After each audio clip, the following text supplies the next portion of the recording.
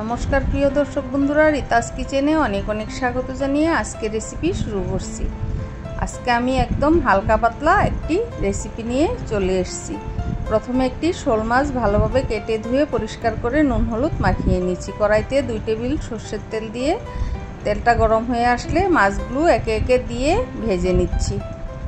একটা পিঠ ভাজা হয়ে আসলে অপর পিঠটাও ভেজে নিলাম। এপিট উপিট করে একদম লাল লাল করে মাছগুলো ভেজে তারপর নামিয়ে নিচ্ছি।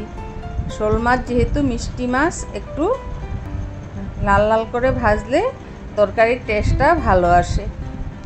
এবার কড়াইতে সাদা তেল 2 টেবিল স্পুন দিয়ে ফোড়ন দিচ্ছি। গোটা জিরে, তেজপাতা এবং গরম মশলা, এলাচ, দারুচিনি, লবঙ্গ। যখনই ফোড়ন থেকে সুগন্ধ বেরিয়ে আসলো আমি টুকরো করে রাখা আলুগুলো দিয়ে দিলাম। বন্ধুরা, গরমের জন্য আলুগুলো এক্সট্রা করে আর ভাজিনি, এভাবেই টুকরো করে দিয়ে দিলাম। এখানে 3টের মতো আলু মিডিয়াম সাইজের ছিল আর একটি টমেটো টুকরো করে দিয়েছি। এবার ভালোভাবে নেড়ে চেড়ে নিচ্ছি। দিয়ে দিচ্ছি কাঁচা লঙ্কা বাটা, দিয়ে দিচ্ছি জিরে বাটা, আদা বাটা। এবারে দিচ্ছি 1/2 টিস্পুনের মতো ধনে গুঁড়ো, 1/2 টিস্পুন শুকনো লঙ্কার গুঁড়ো, 1/2 টিস্পুন হলুদ গুঁড়ো। এটা কালারের জন্য কাশ্মীরি লঙ্কার গুঁড়ো ছিল। গরমে শুকনো লঙ্কার গুঁড়োটা অ্যাভয়েড করাই ভালো। এবার প্রায় 10-15 মিনিটের মতো আমি কষিয়ে নিচ্ছি, যাতে আলুগুলো খুব ভালোভাবে সেদ্ধ হয়ে যায়।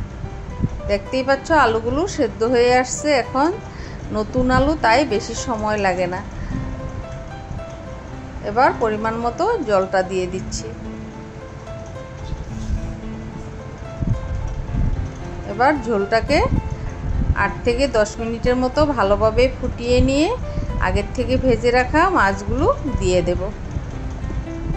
এভাবে তোমরা বাড়িতে একবার ট্রাই করে দেখো। এই ফুটন্ত গরমে এই ধরনের হালকা পাতলা রেসিপি খেতে হয়, পেটের জন্য খুব ভালো এইসব জ্যান্ত মাছের ঝোল। এবার আমি 2-3টের মতো আলু উঠিয়ে গুঁড়ো করে দিয়ে দিলাম, যাতে ঝোলটা একটু গাঢ় হয়। বন্ধুরা, নতুন নতুন রেসিপি নিয়ে ফিরে আসব। তোমরা আমার চ্যানেলটাকে অবশ্যই লাইক, কমেন্ট এবং সাবস্ক্রাইব করে আমার পাশে থেকো। ঝোলটা টকবক করে ফুটছে। এবারে আমি দিয়ে দেব 1 টিস্পুনের মতো গরম মশলা। তারপর গরম গরম সার্ভ করে নেব আজকের রেসিপি শোল আলু দিয়ে পাতলা ঝোল। ধন্যবাদ।